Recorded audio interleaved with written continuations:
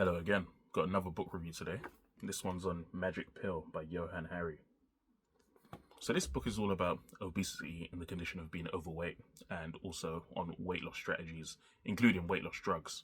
So it gives an overview of, the rise in obesity across the developed world, the reasons for that, and obviously the main ones are ultra processed food, an oversupply of that ultra processed food, sedentary lifestyles, the addictiveness of that food, and you know, uh, a sort of dearth in nutritional knowledge in mainstream, culture and in people. And he talks about a history of weight loss interventions, including weight loss drugs.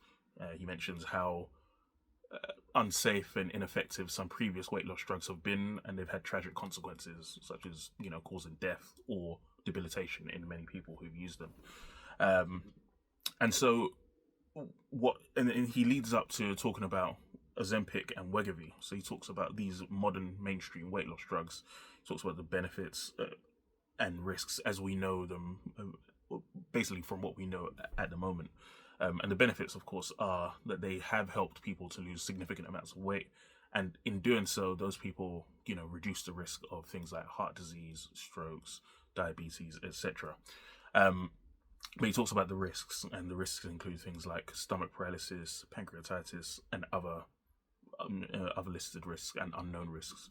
So on top of that, he talks about the notion, like the concept of willpower, because in Johann Hari's opinion, willpower is oversold as a reason for the obesity crisis and the health crisis.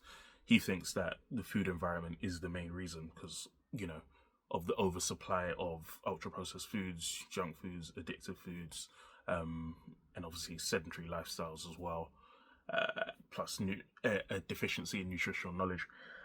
I would say willpower accounts for more than Johann Hari says, but I understand his overarching point about, there being more factors than just willpower.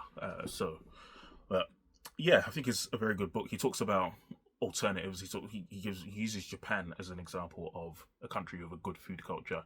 And in Japan, school students, I think even in primary school, but certainly in secondary school, are very well versed on nutrition. They actually have a very practical food culture there. So children actually get to have input in preparing meals when they're in school.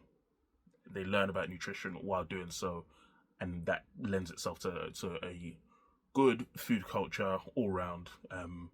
And yeah, Japan is still good and traditional in the sense that they basically consume far less ultra processed food than we do, and also have better portion control. So that's very interesting. And yeah, I think it's a good book all round. I think anyone who's interested in those drugs, weight loss drugs in general, should give it a read.